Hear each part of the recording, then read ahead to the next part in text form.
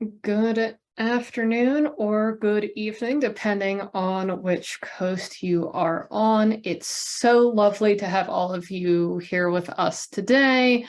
We're going to be talking for the next 45 minutes or so about the importance of college essays in the admissions process.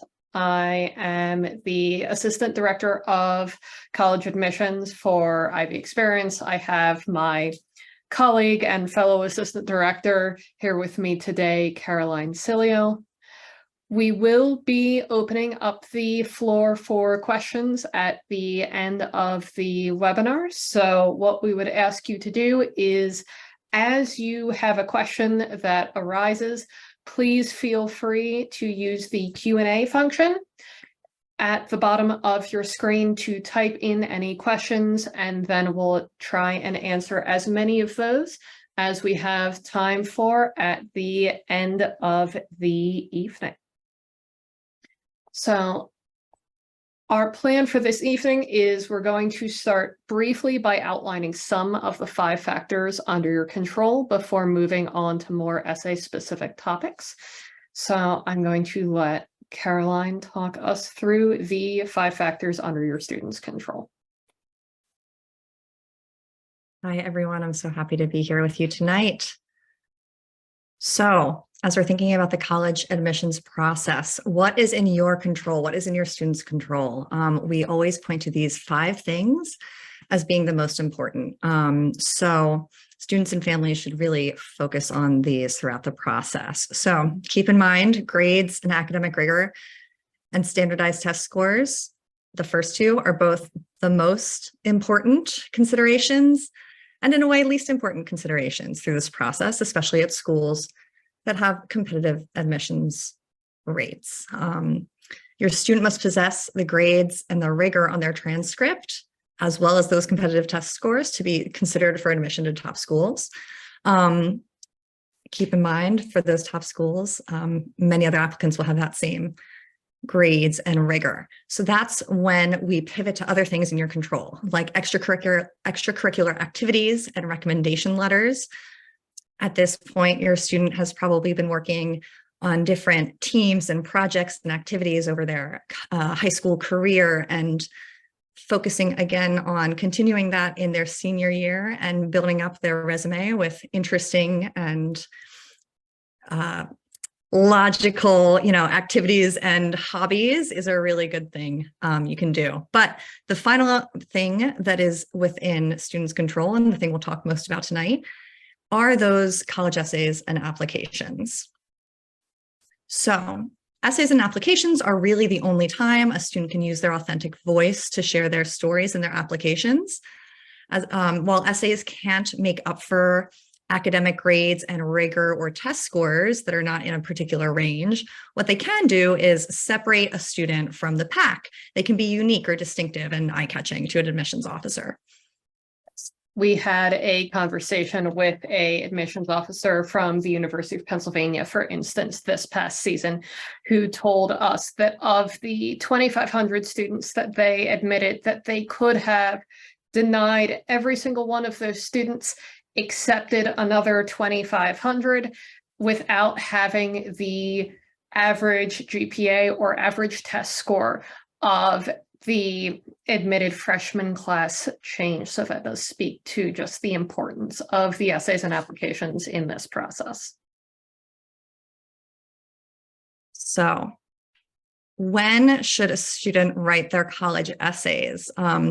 Now, in June, leading up to senior year, is the time to start brainstorming and thinking about college essays. This slide shows our ideal timeline for high school students.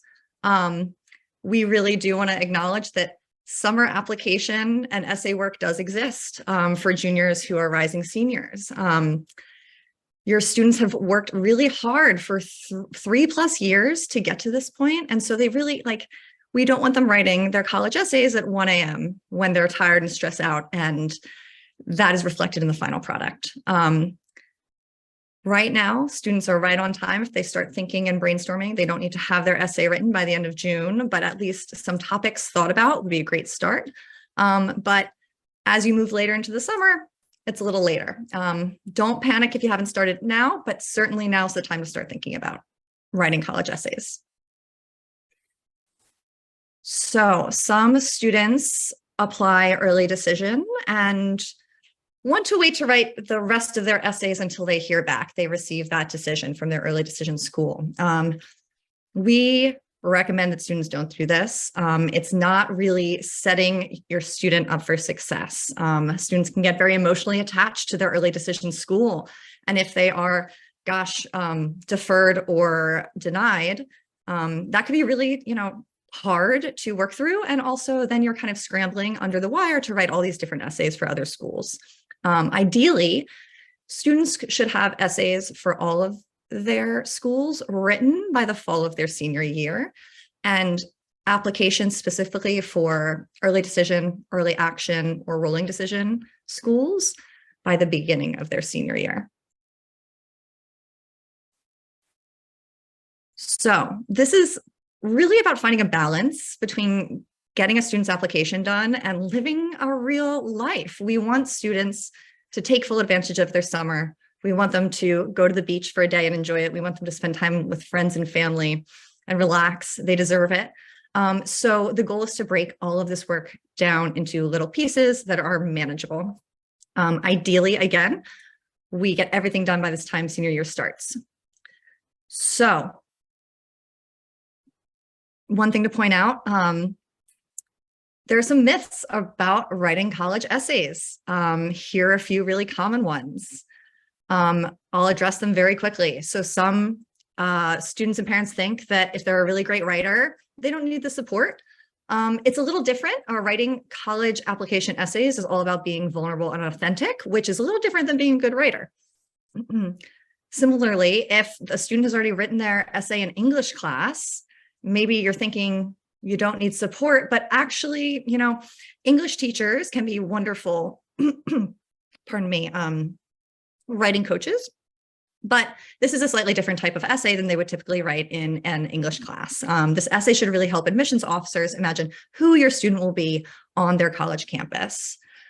Some people think that when guidance counselors say that there's no pressure to start drafting essays until the fall of 12th grade, it's okay, I'm off the hook. Well, that's really working on their guidelines because the counselors would like to have a summer off. We really want to put this process in your control and your students' control. So starting earlier than that really gives you that breathing room. And some, students and families think that you have to have very kind of fancy, descriptive or poetic language in an essay to make it a good essay, or sophisticated vocabulary. College admissions officers are really looking for things written in students' voice, and they can tell when a 17-year-old student writes it versus when maybe their parent has had some help or a thesaurus has been used heavily. So keep that in mind. So there's several different kinds of college essays that students will need to write. The first one, the one we've mentioned and we'll talk a lot about is the personal statement essay. It's also known as the Common App essay. This goes to every school on a student's list that accepts the Common Application. This is a 650-word essay that I like to say shows your student's heart on the page in a way that wouldn't come across in other aspects of their application. Your student may also have to write some supplemental essays, and these fall into these other kind of 4 categories. There's essays that ask about why does your student want to attend a particular college, or why does your student want to study a particular major? There are questions asking about your students' personal communities and diversity and backgrounds. That can be as to, colleges interpret this broadly. You could talk about, being the only person at your family dinner table who doesn't like chicken parm. That's diversity. There's also activity essays that ask about an important activity that a student participates in, and miscellaneous and fun essays. For example, the University of Chicago asks, if you were a wisdom tooth, what wisdom would you give? So there's a variety, but your students will likely be writing a few, if not multiple of these types of essays. So this is just a visual of a student's college application. There's going to be a lot of different parts being submitted in the college application. And because there will be so many different pieces of writing, essays, and sections of background on your students submitted, we really do help students strategize and understand how to best weave all of those pieces together in their application. a kind of silly metaphor I like to use is that each student is a diamond and we want to show off every single facet and shine it as brightly as possible. So there's also on the Common Application a COVID-19 section. This exists. It's not an additional essay. It's not mandatory. It's rather an opportunity for students to provide some context on whether the COVID-19 epidemic has made noticeable impact on their college application. We can support students with that if they're needed. And similarly, there's an additional information on the Common App where not necessarily COVID related, but if there's any other additional information, contextual pieces that would be helpful to kind of include in your student's application, there's space for it here. Similarly, it's not another essay, it's more fact-based, it's not a narrative. So we've taken a little bit of time to give you an overview of all of the different written pieces of the application that a student might have to write, which then sort of brings us to the question of how do you get started? And in many ways, that is the brainstorming process.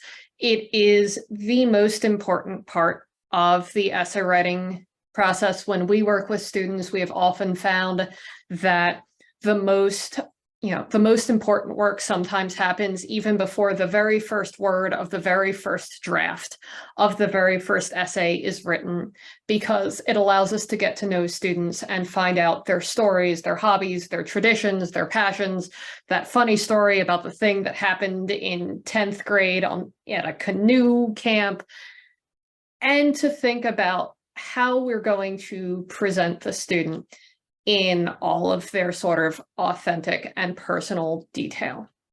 And to do that, we start by casting a wide net. We ask students, what do we need to know about you? And we truly mean that broadly. We tell students to sit down with their parents, their friends. You don't argue in brainstorming, you simply write everything down.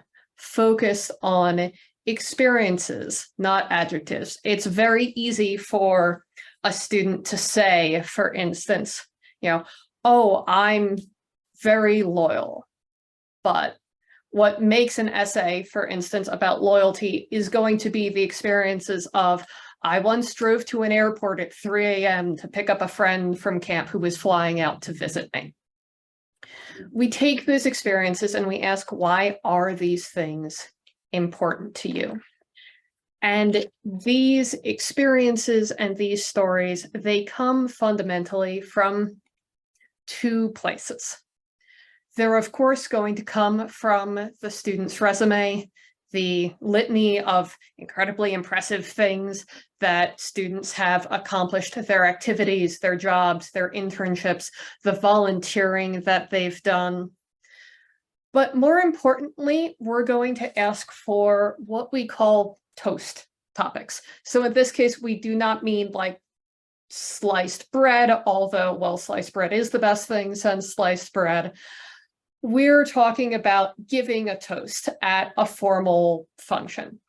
If someone was to stand up and give a toast to your student, would they open with, here's to Sam, who completed 75 hours worth of community service? Or it would be, here's to Sam, who spent 6 hours figuring out the exact way to stretch this food pantry's budget to accommodate a Thanksgiving dinner. It includes passions. It includes hobbies. It's all of the things that aren't going to show up anywhere else on the application. Grades and academic passions, that's going to show up in a transcript. There's the activities section of the Common App to talk about activities, jobs, internships, volunteering. But there is really no other place to find those toast topics and to display what kind of amazing friend, lab partner, roommate, club member that a student is going to be, but the personal statement, that is the place where a student's heart really shines through. So to give you an example of this, we are going to put my 17-year-old self on display here, who would be mortified at me for doing this, but it's okay. And we're going to start with a kind of unhelpful brainstorming here. You can tell that I was almost always a humanities nerd, AP French, AP Euro, AP Lit, not so much AP Math, but this is something that would show up on the transcript. That I played the violin and was second chair in the orchestra activities section. Same with being a member of our high school paper. That I get good grades would show up in my transcript. With the other moment here, we have some things that are kind of vague. I look after my friends. What does that mean? We don't have any specifics. I have an older brother. I like to travel. I like to hang out with my friends, as every 17-year-old presumably does. But we don't have the type of rich specificity that will let us start to form a personal statement topic. If we were to expand this a little bit and focus in, I've eliminated some of these just so we have a chance. It's a little bit easier to see. We see that even our resume topics can become more about stories. That I became the editor of our paper when I was the only person to show up to the second meeting, and the options were do it all myself or let the paper die. We have examples, not just that I look after my friends, but I had snacks and Band-Aids and chapstick and an extra charger, and whatever it was my friends needed lived in my backpack. And we have more about my relationships with people. That the used gold Malibu was what I used to give my best friend a ride home almost every single day. That, yes, I'm a giant nerd. I started a Dungeons and Dragons group with my friends, so we wouldn't lose touch when we went on to college. In this moment, that allows us to start making connections. We could have a personal statement about that Dungeons and Dragons group and my connections with others. You could have a personal statement listing the things in the backpack and why it matters to carry those things in the backpack. That is the kind of brainstorming that we're looking for, because even those small details allow us to get this to know the student a lot better. So once we have a good brainstorming, ultimately, hopefully, we're looking for something that is a good essay as well. And this is one of the questions that we get a lot. What makes a bad essay? What makes a bad topic? And what makes a good topic? And in some ways, there really are no bad topics. There are bad ways to approach topics. We're going to talk about cliched topics where a lot of high school students share similar experiences. Often this might be playing on a sports team or attending a camp. It might be, in some ways, a lot of students don't get along with even their siblings. From my brainstorming, I didn't get along with my brother for a while until we really started to click my senior year of high school.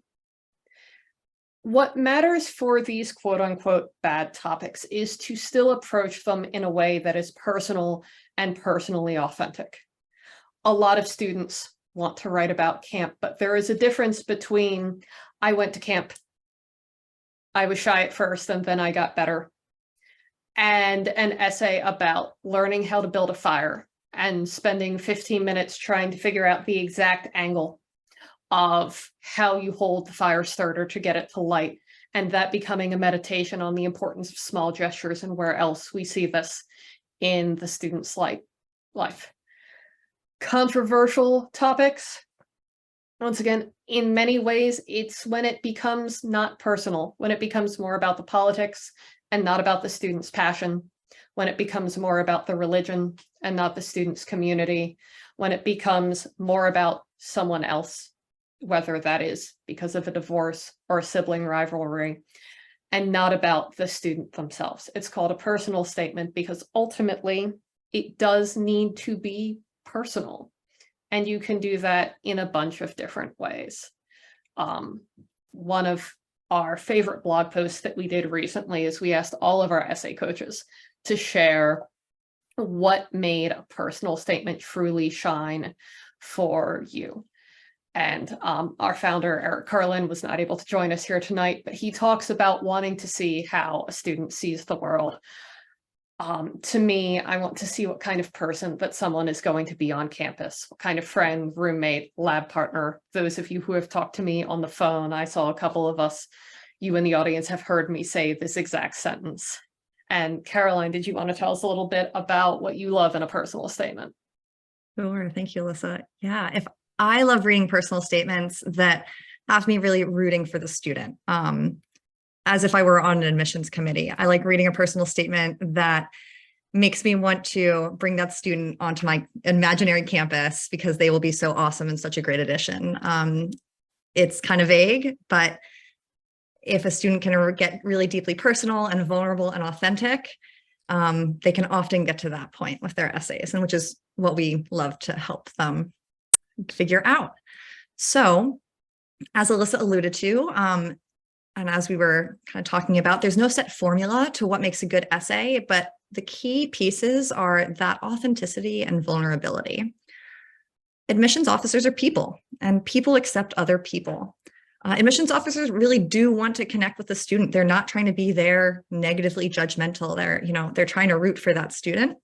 And what I like to remind students and parents is that admissions officers could be any kind of person.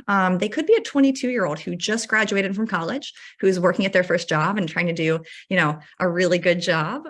Or it could be someone who is maybe in their second career. They're a little bit older. Maybe they retired from the first career, but they wanted to work a little bit at their alma mater in admissions. And so they have a very different set of life experiences. You never really know who your admissions officer audience is. So we like to tell students that, whatever stories you think are interesting about your life, other people think are interesting too. And ultimately, it's not what you say, it's how you say it. So there can be good essays about any kind of topics. And the key to those good essays is that they are distinctly personal. For example, a lot of students have the experience of playing really high levels of sports and being really engaged and committed to their sports, and then getting injured. And that's really hard for students. Injuries are tough and you have to recover, and maybe you're not participating in practice in the way that you're used to. And many students want to write about that. But unfortunately, many students do tear their sports tendon. And so how is that process for you distinct from someone else? Another thing I like to point out, it's not about how big or impressive your stories are. We're working with a student who is going to hopefully climb Mount Kilimanjaro this summer. And we really don't want that student to write about that for their personal statement. We don't think that that's a particularly insightful topic. It's really cool. It's a cool activity, but it doesn't really show us who that student will be on a college campus. So I've been mentioning this personal statement essay. It's also called the Common App essay. So this is on the Common Application. It's 650 words maximum. That's just about a little over a page, single spaced. There's a separate application called the Coalition application that they have a range. You can be a little shorter, 500 to 650 words maximum. But either way, the initial step in working together is brainstorming and drafting this personal statement, since it will be going to all colleges on a student's list. So that being said, there are 7 prompts on the Common App for this personal statement essay. We really encourage students and families not to focus on those prompts. They are simply guidelines. We can, and a student can, fit almost any idea into any of the prompts. We sometimes say it's almost better not to read the prompts until after you do the brainstorming itself. And I like to always remind families that the final prompt, the final option is upload an essay on a topic of your choice. So if your student's essay doesn't fall within the other 6 prompts, the 7th is a catch-all.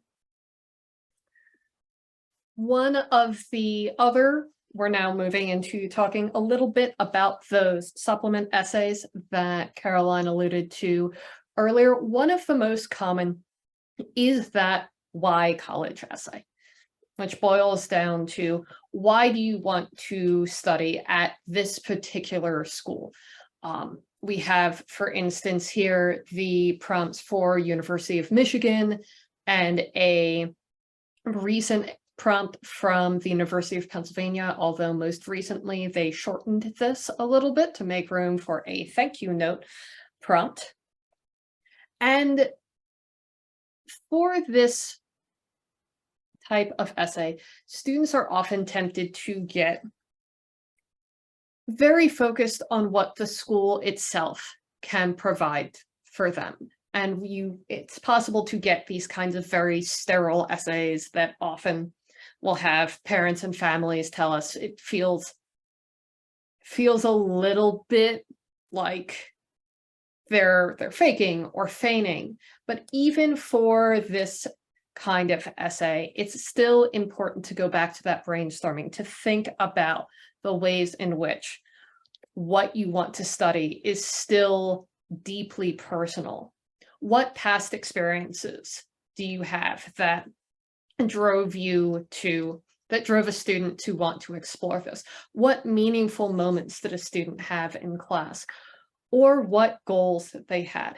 This allows a student to craft what we often call an academic mission statement that helps drive these kinds of essays in such a way that it allows them to talk about why they want to study biochemistry at the University of Michigan, or why they want to study business at Wharton at Penn in a way that is distinct and personal to them, and that will make these essays stand out from all of the other students who are going to reference the 300 level biochemistry classes at the University of Michigan, or, the opportunity to invest using the Maize and Blue Fund. The other concern that a lot of students have is being undecided. Firstly, it's entirely okay to be undecided. That is one of the joys of college, is the ability to explore a lot of different interests and figure out what it is that a student wants to study. It's okay to be undecided, but it's not okay to be uninteresting. You don't say you have no idea. We had a student that I worked with last year who was fascinated by Spanish and economics. And in a conversation with me, she told me, it's not that I'm undecided, it's that I'm multi-decided and I want to do all of these different things. And we were able to craft essays where she was able to display all of the different things that she was interested in. And for these kinds of essays, it's okay to dream forward. Imagine the kinds of biochemistry classes that you might want to take. Imagine the kind of business opportunities that you may want to pursue. It is okay to dream forward, even if you're not entirely sure that, oh, I'm going to take this, biology 315 class with Professor Smith. Your essay is not a contract. We solemnly swear that no one is going to show up your sophomore year of college and go, but you didn't enroll in Professor Smith's biology class. We are like, you're out, get out. It's not a contract. It's a way of thinking thoughtfully about how you're going to engage with the opportunities that are available on a college campus, which is why we ask for those mission statements that allow you to tie what opportunities you have on campus to the things that students actively want to explore. I love this first question we ask students when they write their academic mission statement with us, because it allows the undecided student to truly shine. It's not about majors. What problems do you want to solve? What questions do you want to study? Do you want to discover the answers to? Those answers can lie in the intersection between two majors, or one of those questions simply can be, how do these two majors fit together? We talk to students about past experiences and their future to shape an essay that is ultimately going to be unique and personal to them, so that you get that Venn diagram where both what the college itself has to offer, clubs, activities, programs of study, faculty membership,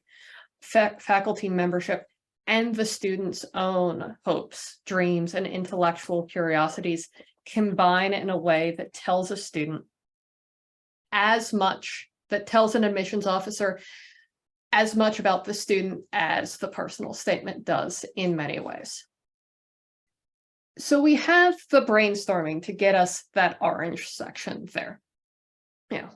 We get to know the student, we write the academic mission statement, but then there's also that question of, how do you find out enough about the college?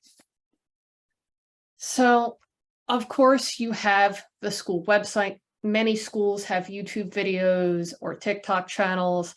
I am going to pause here to do my personal tirade about school websites. They are terrible. I don't know who designed most college and university websites, but they're terrible. Just use Google. If you want to find the course catalog for Temple University, just Google course catalog, Temple University. Don't try and navigate through the website. Just use Google. I don't understand.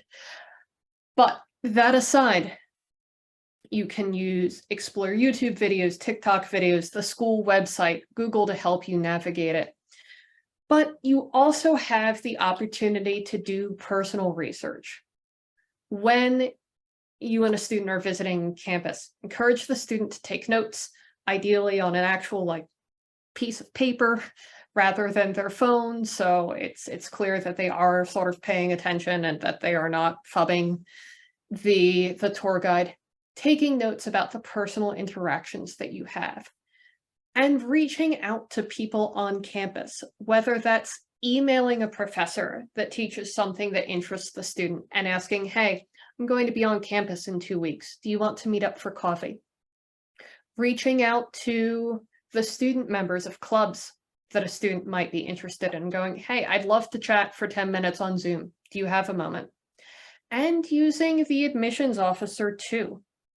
We're not saying simply, email the admissions officer anytime you have questions. You should use the website first.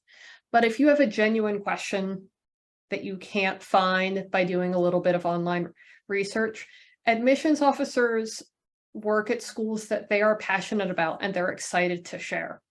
They are there to be a resource to you. Please reach out. So those are our why college essays. They're the most common type of supplement essay, but we do have others as well. Often they're going to ask students to reflect on different qualities, whether that is what excites your intellectual curiosity. If this can be something that is entirely outside a student's major. Students can be asked to think about how they were shaped by their upbringing. And one of the most recent changes we've seen as far as trends in college admissions go is in the wake of COVID-19, we have seen an influx of essays about social justice and diversity and equity. So this is also something to think about in the brainstorming process as your student is thinking through all of these things. This sounds like an awful lot. And it is a lot. There are a lot of moving parts, but ultimately that is part of the reason why we are here to help students in this process. Yes. So this is how we work with our students. So we coach students throughout the essay process, from initial brainstorming to deposit, when your student and you and your family put down the deposit at their dream school in about a year. So we are here every step of the way, but it's really ultimately up to students to write their essays. In all honesty, admissions officers know and can tell when an essay has been written by two 30-somethings compared to when an essay has been written by a 17-year-old high school student. So we are very good at discussing with students and posing them questions and pushing them to think a little deeper and a little further and add a little more. But ultimately, the student will be writing their essays in their own words and using their own voice. We primarily set deadlines. We try to work around your student's schedule. We know that students work part-time jobs, they go to summer camp, you go on vacations. Like, I really do want you to enjoy your beach day. We don't want to assign you essay homework while you're sitting on the beach. So we are constantly in communication and adjusting at deadlines and assignments as necessary to kind of work with your student's schedule. Ultimately, we really just want to break up this process into small, manageable chunks, so your student is never facing kind of a mountain of work at any one time. So we coach students on all parts of their application, including the additional information sections and the COVID sections. We do provide strategic, practical, and emotional support for deferrals and wait lists. We keep students organized, and we will go into more detail on another slide, but we provide students with this wonderful Google Drive full of resources just for them. Parents are also looped in too, so they can access this as well. And in the Google Drive, students have resources on things like the Common Application itself, how to fill out the activity description section of the Common Application, and also other parts of the Common Application. We have another folder also on doing college research. So if your family is planning to do some college tours over the summer, there's some great resources here. Finally, there are even more resources that we're not going to go through because we don't have enough time, but we do provide all kinds of support for the college application process. We do really want to help make this whole process a little easier and more manageable for students and their families. We know that it can be stressful, and our goal is to decrease that as much, as we can.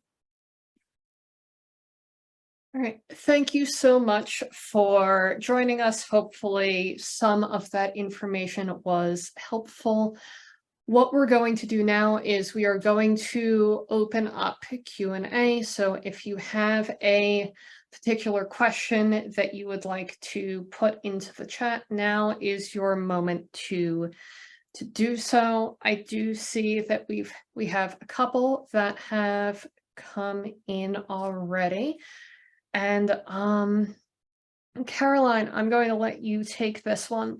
What are admissions officers really looking for in these essays? Yeah, so the goal of these essays is really more holistic than just providing a good, piece of sample writing, or especially when we're talking about the personal statement, just, talking about an activity or an experience a student has had.